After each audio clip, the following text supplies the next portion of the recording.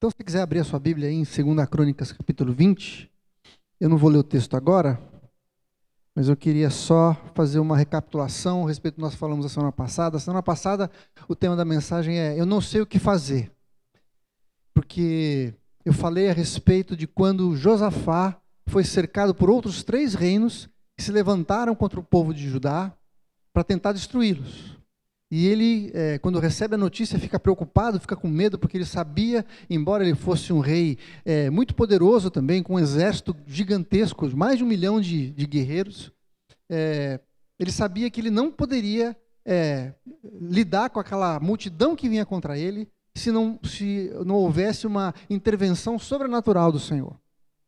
Então, ele reúne todo o povo, e a gente aprendeu que a gente se reunir com o povo de Deus é importante para que a gente coloque o foco no Senhor, para que a gente não permita que as mentiras, as intimidações do diabo comecem a dominar nossa mente. Então, juntar todo o povo foi importante para que eles pudessem buscar juntos ao Senhor e ter, em jejum e oração, colocando foco naquilo que eles buscavam de Deus, para que a mente deles fosse guardada de toda a investida do diabo contra a vida deles.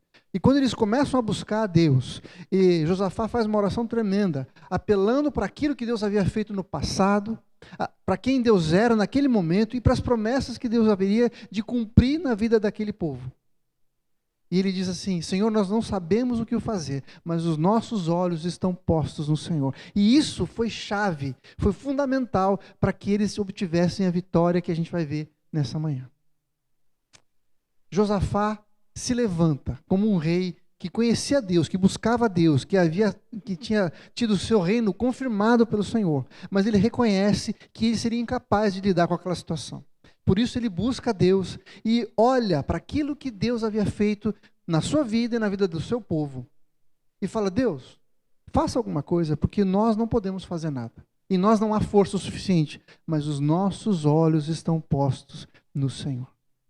E é assim que a gente terminou a nossa palavra na semana que vem, mostrando que nós hoje temos o privilégio de agir como Josafá, mas com um upgrade muito sensacional.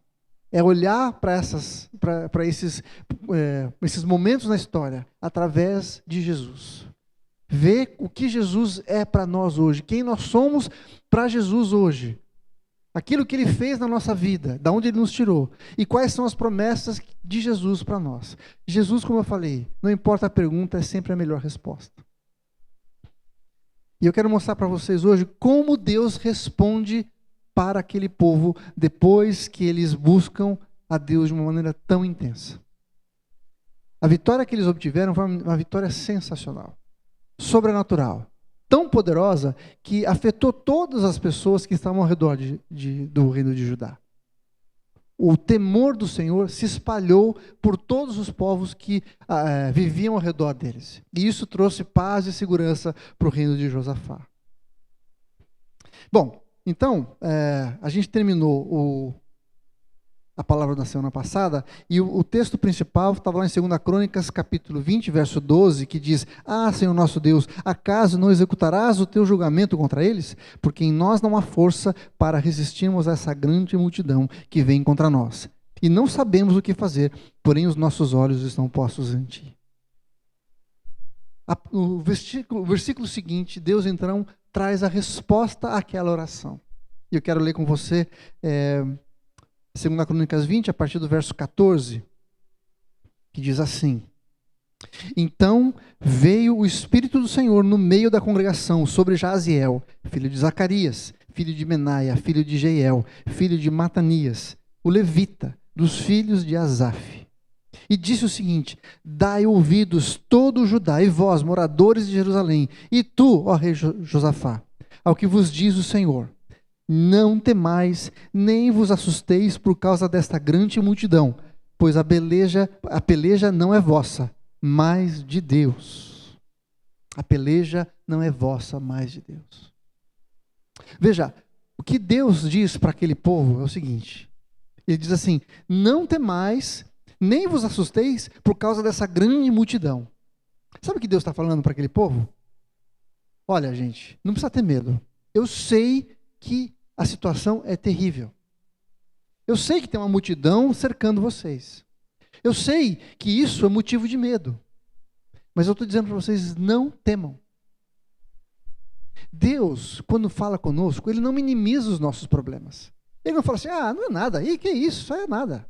Imagina, isso é coisa do dia a dia. Não, Ele sabe a dificuldade, o tamanho do problema que a gente está enfrentando. Muitas vezes a gente, na tentativa de ajudar alguém, a gente fala assim, não se preocupa, vai dar tudo certo. Isso não é tão importante, não é tão difícil assim, não é que a gente tenta fazer? A gente às vezes minimiza um problema que de fato é grande. Deus não faz isso. Ele não fala, o problema não é nada. Ele fala, vocês têm um problema grande aí. Mas a questão é o seguinte, Deus não minimiza o problema, Ele maximiza a sua solução. Ele fala assim, eu vou cuidar dessa questão. E é isso que o Senhor fala para você hoje. Não importa o tamanho do seu problema. A dificuldade que você está passando é verdadeira, é real. Tem consequências graves. Provoca dor, provoca sofrimento, medo, angústia, abatimento. Mas não tem problema. Tudo isso é importante se você tiver que lidar sozinho. Se você tiver que lidar sozinho, de fato é alguma coisa que você não tem como lidar. Mas lembre-se do seguinte, é o Senhor que toma aquela batalha, essa batalha nas suas mãos. A batalha pertence ao Senhor. Ele vai lutar essa batalha por nós. E é assim que a gente deve encarar cada uma das dificuldades pelas quais a gente passa. Não é simplesmente fingir que não tem problema, fingir que é fácil, ou fingir que a gente é forte o suficiente. Isso não resolve o problema. A gente vai ter que encarar as lutas. Mas o que a gente precisa se lembrar é que essas lutas estão nas mãos do Senhor. E é isso que deve nos dar esperança, deve nos dar alegria, deve nos dar coragem para lidar com cada uma das situações pelas quais a gente passa. Como eu falei na semana passada, eu estaria sendo mentiroso, estaria enganando você se eu dissesse que você não vai ter problema, que você não vai ter luta, que você não vai ter que usar de força, que você vai ter que encarar as coisas pelas quais você vai passar. Que os problemas vão vir e que os levantes vão acontecer. Mas o que faz diferença entre nós e aqueles que não creem é que nós sabemos que o nosso Deus pode e vai se levantar em nosso favor. Ele usa um profeta para dizer o seguinte: não temais, nem se assustem, por causa dessa grande multidão, pois a peleja não é vossa, mas de Deus. E nós podemos nos lembrar daquilo que o anjo Gabriel falou para Maria, quando ele vai anunciar a respeito do nascimento de Jesus. Ele diz lá em Lucas capítulo 1:37, para Deus não haverá impossíveis em todas as suas promessas. Você crê nisso? A gente diz que crê, mas a gente não vive como crê, como quem crê de verdade. Sabe por quê? Porque a gente não fica meditando nessa verdade todos os dias. E nós somos chamados a nos lembrarmos, a nos encorajarmos uns aos outros, se lembrando daquilo que é a palavra de Deus. Para Deus não haverá impossíveis em todas as suas promessas. Você tem que acordar de manhã e se lembrar que não haverá impossíveis para Deus. Deus está do seu lado. Deus está cuidando da sua vida. Isso faz com que a gente acorde com um sorriso nos lábios, gente. E se por acaso não acordar, se por acaso se acordar triste e desanimado, sem vontade de sair da cama, o que você deve fazer? Se lembrar dessa verdade. Deus não mudou, a palavra de Deus não mudou. Quem mudou foi você, seu mané. Você dormiu e esqueceu daquilo que são as promessas de Deus para a sua vida. E a gente precisa se lembrar todos os dias, porque a gente de fato esquece. A gente olha para a circunstância e fala assim, não é possível. Não é possível que de novo vou ter que enfrentar esse negócio. Será que Deus está cuidando de mim mesmo? Nós precisamos encorajar o nosso coração. Trazer à memória aquilo que nos traz esperança, o que diz Jeremias. O apóstolo Paulo fala para a gente pensar em tudo que for bom, em tudo que houver louvor, se alguma coisa boa, vamos pensar nessas coisas. Não pense nas coisas que te trazem tristeza e abatimento.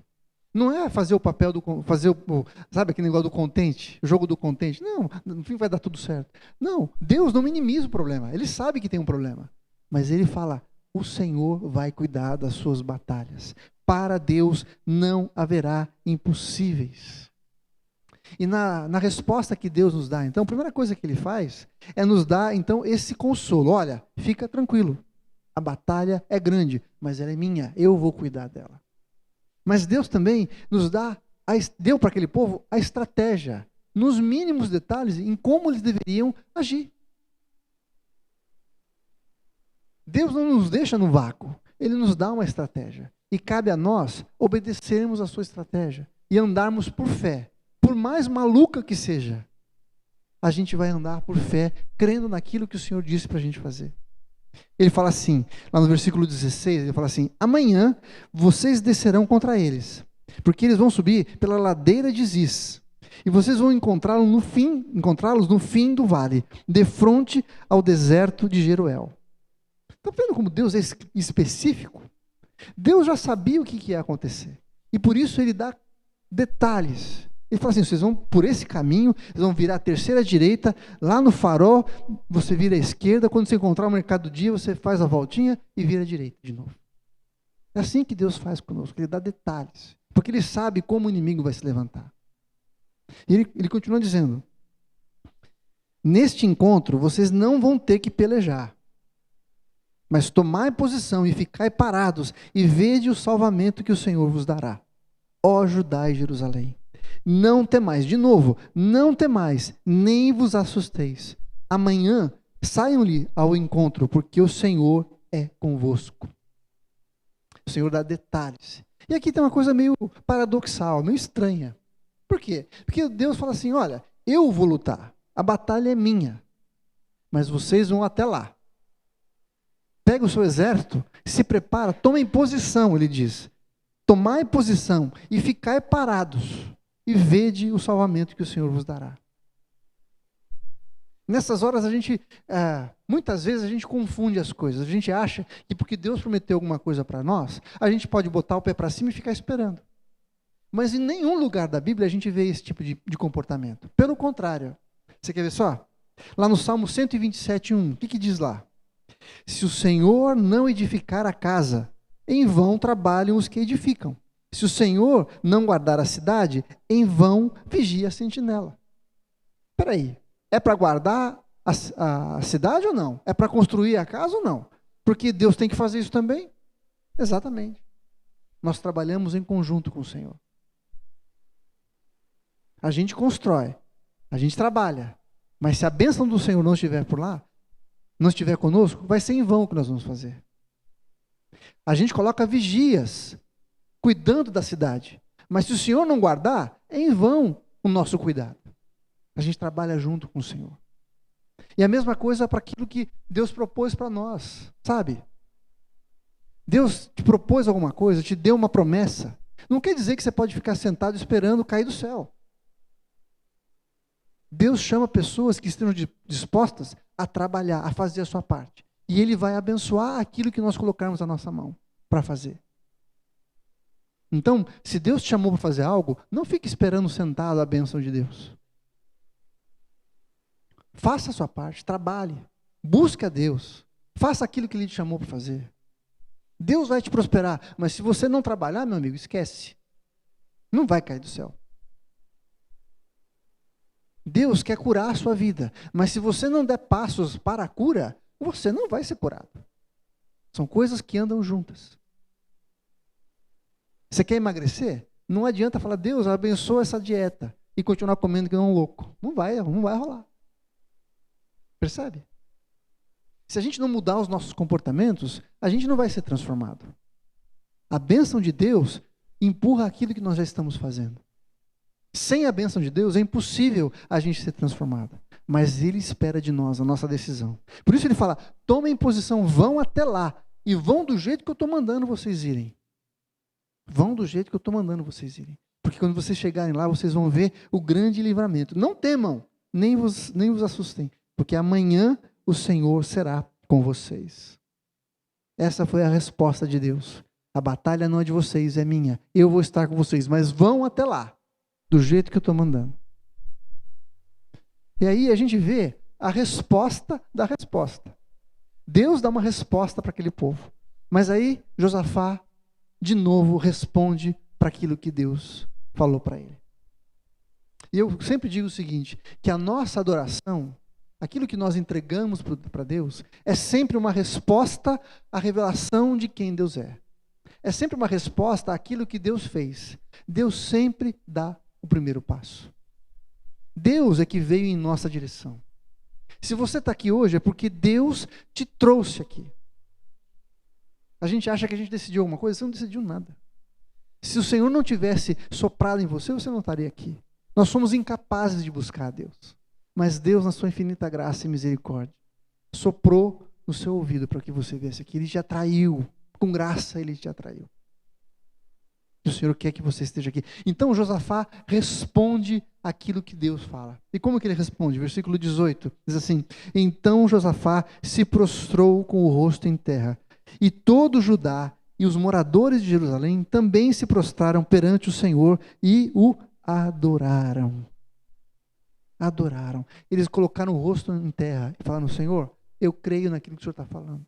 Obrigado pela tua resposta, Deus. Eu vou fazer o que o Senhor está mandando. O Senhor é bom, o Senhor é justo, o Senhor é poderoso. Nós vimos os teus feitos no passado e vimos os teus feitos hoje e cremos nas tuas promessas, por isso nós te adoramos e reconhecemos que o Senhor é poderoso para transformar a nossa vida e para ir à frente dessa batalha e ganhar essa batalha por nós. Por isso nós te adoramos. Nós nos dobramos diante do Senhor, reconhecemos que não existe outro Deus como o Senhor. Te damos o nosso louvor, a nossa adoração. É isso que Josafá faz. E todo o povo vai na cola dele. Todo mundo se dobra diante do Senhor. Aquele povo que estava preocupado, desesperado, que correu para Jerusalém para buscar a Deus, correu ali para o templo para buscar a Deus, porque sabia que aquela batalha seria terrível. De repente, se dobra diante do Senhor, reconhecendo o poder do Senhor. Muitas vezes a gente se esquece daquilo que o Senhor fez. Por isso que você não pode ficar sozinho, gente. Você não pode ficar sozinho, porque sozinho a gente esfria, sozinho a gente vai se esquecer das coisas que o Senhor fez. Mas quando a gente está juntos, buscando ao Senhor, um encoraja o outro, um fala: não, Deus vai fazer na sua vida, Deus fez na minha. Olha o que Deus fez na minha vida essa semana. Deus me curou, Deus me abençoou, eu estava triste, estava desanimado, mas Deus trouxe uma palavra e me levantou. Deus vai fazer com você também. Amém? Você crê nisso? Por isso que a gente está aqui juntos, para falar bem de Deus, para sermos encorajados naquilo que o Senhor tem reservado para nós. Qual que é a outra resposta que Josafá dá? Versículo 20, ele diz assim, versículo 20 diz assim: pela manhã cedo se levantaram e saíram ao deserto de Tecoa. Ao saírem eles, pôs-se Josafá em pé e disse: escuta aqui, Judá, e vós, moradores de Jerusalém, crede no Senhor, vosso Deus, e estareis seguros. Crede nos seus profetas e prosperareis. Josafá vai à frente e fala assim: gente, vamos crer. Deus falou, vamos fazer. Vamos, levanta, vamos lá para onde o Senhor nos mandou ir. Ele vai nos dar a vitória. Vamos para lá porque o Senhor vai fazer algo em nosso favor. E aí ele faz uma coisa que é extraordinário, extravagante. Ele não só obedece a Deus, mas ele faz uma coisa que é contra tudo aquilo que a gente imagina. Se você vai para uma guerra, quem que você coloca na frente para ir primeiro? Os seus melhores soldados, não é isso? As pessoas mais capazes, aquelas pessoas mais corajosas, mais hábeis, capazes de destruir o inimigo e também proteger o povo que está vindo atrás. Não é isso que a gente faria? Eu, se fosse um estrategista de guerra, é o que eu faria. Mas a palavra de Deus diz que Josafá faz uma coisa louca. Ele pega os levitas e coloca os cantores à frente do povo e manda eles cantando na frente. Consegue imaginar um exército que é liderado por cantores?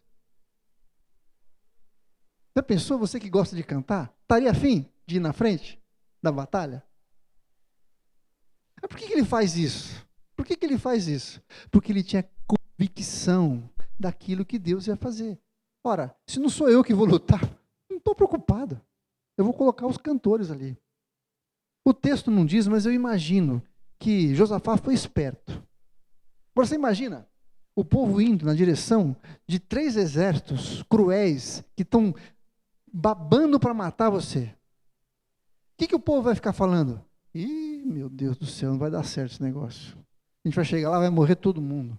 Já pensou? Aquele povo lá vai vir para cima da gente e vai matar todo mundo. O papo do povo ia ser esse tipo de coisa. Ah, não vai dar certo. Será que Josafá sabe o que está fazendo? Será que Deus falou mesmo? Será que a gente tem condição? Mas e se Deus der para trás? E se? Ao invés de permitir que a murmuração e a dúvida tomassem conta do povo, ele coloca os cantores para declarar o amor, a bênção e o poder de Deus na frente.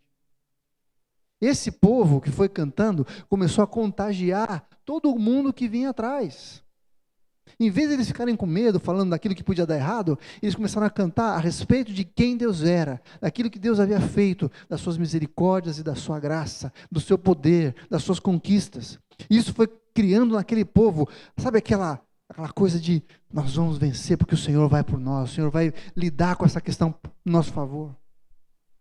E muitas vezes, gente, a gente desanima porque começa a olhar para o lado, começa a lembrar de coisas que não vão trazer esperança para nós. Sabe, louvor e adoração não é uma reza, não é uma fórmula mágica que você fala assim, se eu cantar tantas vezes aquela música, bom, não sei se é essa música, tem que ser aquela música, sabe aquela música? Aquela música é poderosa, aquela sim tem poder. Não é isso. Quando a gente canta, a gente está se lembrando, a gente está ministrando fé ao nosso coração a respeito de quem Deus é, daquilo que Ele fez. A música tem muito poder, porque ela facilita a gente se lembrar. Às vezes você não sabe alguma coisa. Por exemplo, tem alguns salmos da Bíblia que foram musicados. Por exemplo, o Salmo 98, o Salmo 96 foram musicados. A gente canta sempre. E se você aprender a música, você vai cantar o Salmo direitinho. Todas as palavras do Salmo. Por quê? Porque a música facilita a gente se lembrar. E Josafá usou essa estratégia para fazer o povo se lembrar daquilo que Deus havia feito. Começou a falar no seu coração, criar fé neles, criar entusiasmo, criar coragem, fazê-los lembrar daquilo que Deus havia feito. Versículo 21 diz assim: aconselhou-se com o povo e ordenou cantores para o Senhor, que, vestidos com ornamentos sagrados e marchando à frente do exército, louvassem a Deus, dizendo: rendei graças ao Senhor, porque a sua misericórdia dura para sempre. Deixa eu me deter aqui um pouquinho. Ele fala para os cantores irem à frente, marchando. A palavra marchar aqui é andar com propósito. O povo não estava disperso. Não estavam simplesmente cantando como quem está num desfile de escola de samba. Não, eles estavam marchando e cada passo que eles davam, eles estavam declarando o poder do Senhor. Eles estavam fazendo com que aquelas palavras que eles estavam cantando fossem verdade na vida deles. E é isso que a gente precisa fazer, andar com propósito, declarar com propósito, declarar com fé aquilo que a palavra de Deus diz para nós. É isso que vai transformar a sua vida. Quando você se deparar com alguma questão que você não sabe resolver, olhe para a palavra de Deus e se encha da palavra de Deus, de modo que ela crie fé no seu coração. Aproveite-se daquilo que o Senhor prometeu na sua palavra. Encha-se de fé para que você tenha a força necessária, a coragem necessária para enfrentar as situações. Não deve ter sido fácil marchar na direção daquele exército. Mas aquele povo foi porque eles tinham uma palavra de Deus. E eles estavam crendo. E eles estavam alimentando a sua fé. Eles estavam alicerçando a palavra que o Senhor tinha dado para eles, através da sua própria palavra. Cantando as verdades da palavra de Deus. E eles cantam: rendei graças ao Senhor, porque a sua misericórdia dura para sempre. E aí eu fui estudar essa frase que eles estavam cantando.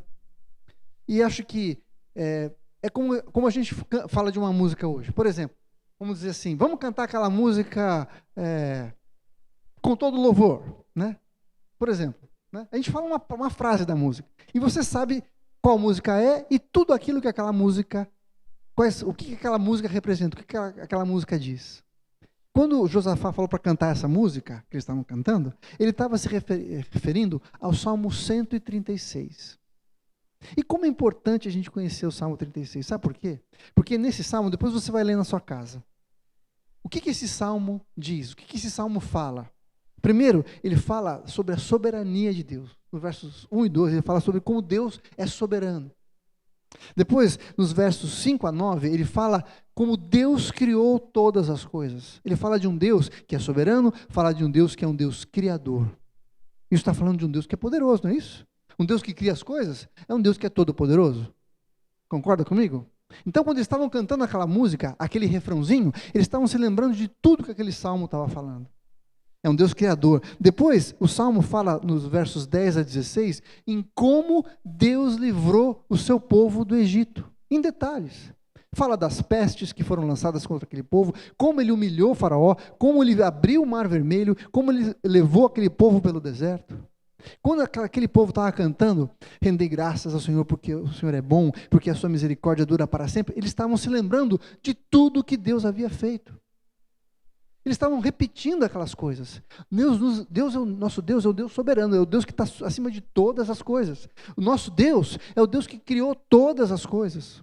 O nosso Deus é o Deus que já nos tirou do Egito, que venceu o maior povo que existia, o povo do Egito.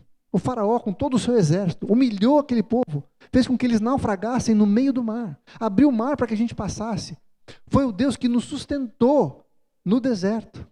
Esse é o nosso Deus, é esse Deus que nós estamos cantando, é esse Deus cuja misericórdia dura para sempre. Nos versos 17 a 20, fala que Deus é um Deus que luta as nossas guerras. É um Deus que lutou as guerras contra vários outros reis, várias outras batalhas, foi Deus que lutou pelo povo de Israel. No versículo 23 diz que Deus se lembra do abatido, daquele que está sem forças. Está sem forças hoje? Está abatido, está cansado, está desanimado, está sem saber para onde ir, está sem saída, está falando assim, Deus, agora eu não consigo mais, eu já fiz tudo o que eu podia, eu não tenho mais força, Senhor. Deus se lembra de você. É isso que o Salmo 136 fala. No versículo 25, diz que Deus é o Deus que nos sustenta. Deus que manda a provisão todos os dias. Deus que não se esquece do seu povo. Você percebe que eles estavam cantando um refrão, mas a música toda, o salmo todo, falava de quem era Deus. Eles estavam enchendo o coração deles com a palavra de Deus. Isso trazia fé e esperança para eles. Eles estavam falando assim, Deus, o Senhor já fez no passado. É porque o Senhor já fez, porque o Senhor não muda, é que eu vou caminhar na direção daqueles inimigos, daquele exército, não importa o tamanho deles, porque o Senhor é mais poderoso, porque o Senhor vai à minha frente, porque o Senhor luta essa batalha por mim. Gente, por que Deus deixou essa história na Bíblia? Primeiro, porque aconteceu. Ela é verdadeira, aconteceu, é um relato de algo que aconteceu. Mas segundo, para que nós fôssemos encorajados hoje, para que nós víssemos o poder de Deus, aquilo que o Senhor fez pelo seu povo, e assim fôssemos cheios de esperança, fôssemos ensinados, fôssemos encorajados, fôssemos desafiados a viver a nossa vida hoje, olhando para o Senhor. Então, não perca a oportunidade de buscar o Senhor e crer na resposta que Ele tem para nós, gente. Eu sei que a vida está difícil, tem coisas difíceis para lidar. Talvez você tenha sido machucado, talvez você tenha sido envergonhado, tenha sido traído. Não veja mais esperança, esteja passando por um momento de enfermidade, que precisa de uma cura, e os médicos falam assim, não tem jeito, não tem mais esperança para você. Mas eu quero te dizer que para o Senhor não haverá impossíveis, eu creio nisso. E eu quero que você creia também. Eu estou aqui para ensinar você aquilo que o Senhor colocou na sua palavra. Ele deixou registrado para que isso fosse algo que viesse trazer ânimo para nós. Fortalecesse a nossa fé. Deus não mudou. Deus não mudou. E além do mais, nós temos em Jesus alguém que se deu por nós. Aquele povo olhava para aquilo que Deus tinha feito, mas não tinha compreendido ainda aquilo que Jesus viria a fazer. Nós podemos olhar para trás e saber o que Jesus já fez e as promessas que Ele tem para nós. Jesus é o Deus Emanuel, o Deus conosco, que habitou entre nós, vestiu esse corpo humano que nós temos, passou por aquilo que nós passamos, lidou com cada uma das decepções pelas quais nós passamos. Você foi traído? Jesus foi traído. Você está sofrendo? Jesus sofreu. Você foi envergonhado? Jesus muito mais. Você está abatido? Jesus muito mais. Mas Ele venceu todas as coisas pelo poder do Espírito Santo que está sobre nós também hoje. Então olhe para Jesus e se lembre que o poder dele está em nós. E nós sim podemos e podemos experimentar aquilo que o Senhor tem falado nesse texto para nós. E aí a gente vê o desfecho dessa história com a intervenção sobrenatural de Deus, que está a partir do verso 22. Que diz assim: tendo eles começado a cantar e dar louvores, pôs o Senhor emboscadas contra os filhos de Amon e de Moabe, e os de Monte Seir, que vieram contra Judá, e foram desbaratados. Porque os filhos de Amon e de Moabe se levantaram contra os moradores do Monte Seir. Quer dizer, começaram a lutar um contra o outro, para os destruir e exterminar. E, tendo eles dado cabo dos moradores de Seir, ajudaram uns aos outros a destruir-se. É uma bagunça. Talvez alguém tenha achado assim: você está falando isso aí de mim? Não, pode falar assim de mim não. Aí alguém ficou mais nervosinho, começou a atacar, aí outro revidou. Moral da história, não sobrou ninguém. Todo mundo foi destruído. O Senhor colocou confusão no meio deles, de modo que eles mesmos se matassem. Eles não tiveram que lutar.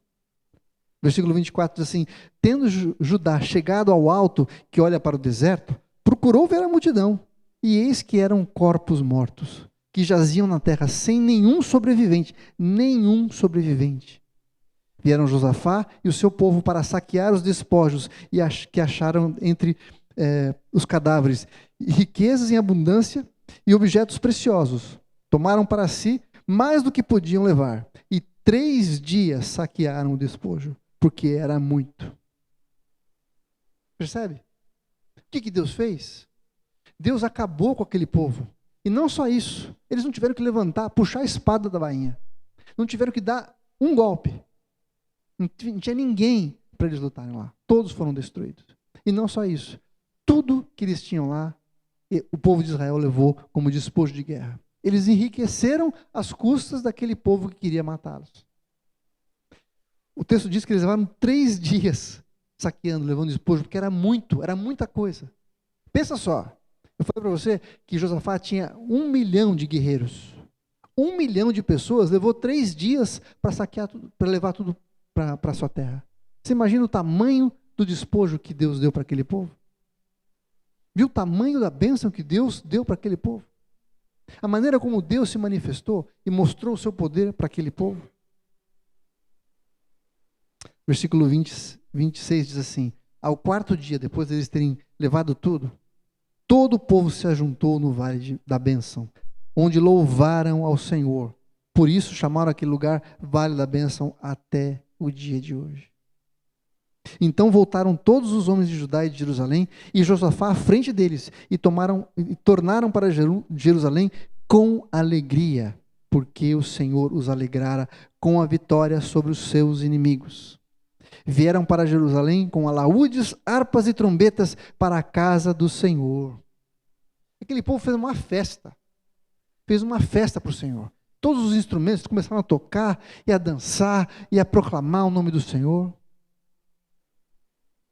A gente vê que nessa situação, primeiro eles buscaram a Deus. Depois, quando Deus responde, eles louvaram ao Senhor. Quando eles foram tomar a atitude que eles precisavam tomar, eles louvaram ao Senhor. E depois, quando eles recebem a vitória que Deus havia prometido para eles, eles louvaram ao Senhor de novo. Será que Deus está querendo dizer alguma coisa para nós? Deus espera que nós nos apresentemos diante dele com gratidão, com louvor, com adoração, celebrando quem Deus é. Você pode escolher ficar reclamando, falar: Deus, olha que luta, Deus, não aguento mais, olha que dificuldade, não aguento mais não ter dinheiro, não aguento mais, está tudo errado para mim. Ou você pode falar assim: Deus é bom, a sua misericórdia dura para sempre, o Senhor é Deus que criou todas as coisas, o Senhor é o Deus poderoso, o Senhor é o Deus que me livrou dos meus pecados, me livrou da escravidão. E isso vai mover a mão de Deus em nosso favor. A gente vai começar a enxergar as coisas de maneira diferente. Você vai olhar para as dificuldades e falar assim: isso aqui não é páreo para meu Deus. Eu sei o que Deus pode fazer por mim, Ele já fez e vai fazer de novo. Ele prometeu que faria. Eu não preciso ter medo, eu posso encarar qualquer desafio. Como eu falei, você pode passar pelo medo, você não pode ficar lá. Corajoso não é o que não tem medo, corajoso é aquele que enfrenta o medo, não é assim? Então, se você se acha um covarde aí, saiba que você pode vencer o medo olhando para o Senhor. Vai haver resistência? Vai. Vai haver intimidação? Vai. Mas como é que a gente lida com isso? Senhor, eu vou por aquilo que o Senhor prometeu que faria. O Senhor é quem vai à minha frente. O Senhor é quem luta as minhas lutas. É o Senhor que luta as minhas batalhas. No verso 29 diz assim: veio da parte de Deus o terror contra todos os reinos daquelas terras, quando ouviram que o Senhor havia pelejado contra os inimigos de Israel. Assim, o reino de Josafá teve paz, porque Deus lhe dera repouso por todos os lados. As pessoas precisam olhar para você e falar assim: ali existe a bênção de Deus. Deus abençoa. Eu não sei o que acontece com aquele povo. Aquele povo está sempre rindo. Aquele povo está sempre feliz. Não tem coisa que abale aquele povo. Eles creem que Deus vai abençoar, vai cuidar, vai livrar. Esse é o nosso chamado. Nós sermos luzeiros, experimentarmos e mostrarmos o poder de Deus para as pessoas. E não só trazer medo para as pessoas, porque a gente não vai agir como inimigos delas, mas vai trazer esperança, vai provocar sede. Eu quero isso também. Por que você tem essa alegria? Eu quero. Por que você anda assim com vitória? Eu quero também. Qual que é o segredo dessa vida que você tem? Eu quero também. O Senhor nos chama a sermos sal da terra, a provocar sede na vida das pessoas. Não entende?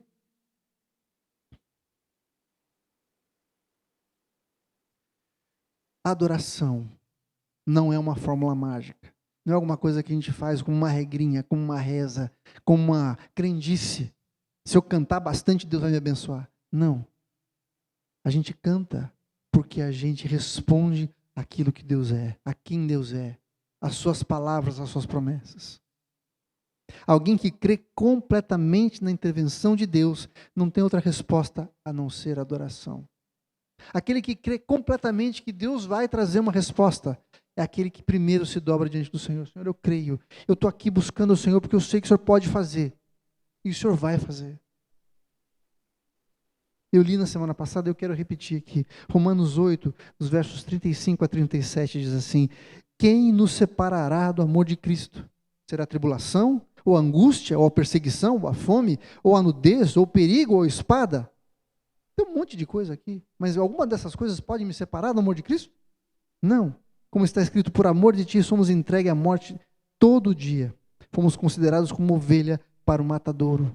Mas o Senhor é o nosso pastor que cuida de nós, amém? Em todas essas coisas, porém, somos mais do que vencedores por meio daquele que nos amou, Jesus. Ele lutou a pior guerra que a gente podia lutar. Ele lutou contra a morte e venceu. A luta que a gente tinha que lutar, o Senhor foi à nossa frente, Jesus foi à nossa frente e saiu vitorioso. E colocou, como eu falei, as medalhas que ele conquistou no nosso peito. O diabo olha para nós e vê medalha de conquista. Nós somos esses que ganhamos de Jesus as medalhas que ele conquistou para nós. Tudo aquilo que o Senhor conquistou na cruz para nós está sobre a nossa vida hoje. Deus, quando olha para nós, não vê pecadores, não vê pessoas imundas, não vê pessoas indignas. Ele vê as conquistas de Jesus. Nós somos revestidos da presença de Jesus. Ele olha para nós e fala assim: esse é meu filho amado, em quem tenho grande alegria. Sabia disso? Que o Senhor olha para você, por causa daquilo que Jesus conquistou para você, Ele tem alegria em ver a sua vida. Deus não olha para a gente mais com raiva, com ira. A ira de Deus não está mais sobre nós. Sobre nós está o amor e a graça do Senhor. Ele tem prazer em nós. Para isso que Ele nos chamou. Então, quando a gente olhar para essa batalha, você tem que se lembrar do seguinte: que a batalha não é nossa. Não é pequena. Não é fácil. É fácil para Deus. Mas Ele é quem luta essa batalha por nós. E nessa batalha nós não temos que pelejar. A nossa resposta deve ser uma resposta de adoração. A gente viu aqui, quando Deus falou, eles adoraram. Quando eles foram lutar, eles adoraram. Quando eles venceram, eles adoraram de novo. Não importa o momento que você esteja vivendo. A nossa resposta para o Senhor é uma resposta de adoração. De reconhecer quem Deus é. De ser gratos ao Senhor pelo que Ele tem feito, pelas suas promessas. Ele não vai mudar, gente. O Senhor quer trazer um novo ânimo para você hoje. Chega da gente ficar vivendo pela metade. Chega da gente ficar vivendo com pena da gente. Eu não consegui. Como está difícil. O Senhor não minimiza seu sofrimento. Ele não está falando para você, esquece isso, é bobeira. Não, Ele sabe que é difícil. Mas o que Ele fala para você, eu vou à sua frente. Eu luto essa batalha por você. Você não vai ter que fazer nada. Creia, não temam. Creia. Creia que eu vou à frente. O Senhor tem vitória para nós. Vamos adorar o Senhor? Vamos falar, Senhor, o Senhor é muito bom, o Senhor é muito bom. Feche seus olhos, por favor. Senhor, nós te louvamos pela Tua palavra. Nós te louvamos porque o Senhor nos encoraja. Porque na Tua palavra temos esperança, temos alívio, temos encorajamento. A Tua palavra nos diz que somos mais do que vencedores.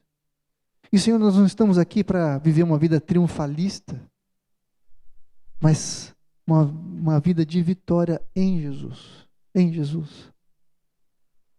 Não uma vida isenta de lutas ou de dificuldades, mas uma vida cheia da presença do Senhor, que nos ajuda em cada passo da nossa vida. De modo que nós sejamos um farol do Teu poder, da Tua glória, do Teu amor, da Tua graça e misericórdia. Obrigado, Deus, porque nós somos um povo escolhido pelo Senhor, abençoado pelo Senhor, que experimenta um relacionamento pessoal contigo. E assim podemos viver com alegria, com coragem, com fé, experimentando o Teu cuidado todos os dias da nossa vida. Obrigado, Deus, pelas lutas, porque nelas vemos o Teu poder. Obrigado pelas lutas, porque nelas vemos a maneira como o Senhor tem nos amado todos os dias. Muito obrigado, Senhor. Eu quero pedir que o Senhor toque a vida dos meus irmãos agora, de modo que eles sejam encorajados pelo Senhor, numa vida de adoração, de louvor, de gratidão, de ação de graças, a um Deus que não muda, a um Deus que é soberano, a um Deus que é libertador, um Deus que é sustentador, um Deus que habita com o abatido, que renova o abatido, que provê tudo aquilo que precisamos, que luta as nossas guerras por nós, em nosso favor.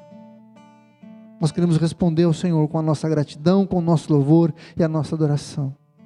Nos capacita, Senhor, a vivermos uma vida que agrade ao Senhor, uma vida que traga glória para o Teu nome, Senhor. Fortalece-nos, Senhor, nos ajuda a vestir a armadura do Senhor todos os dias, para que possamos resistir firmes contra todas as investidas do diabo e vencê-lo no nome de Jesus e no poder e na autoridade de Cristo Jesus. Muito obrigado, Senhor. No nome de Jesus é que nós oramos e te agradecemos, Pai. Aleluia. Amém.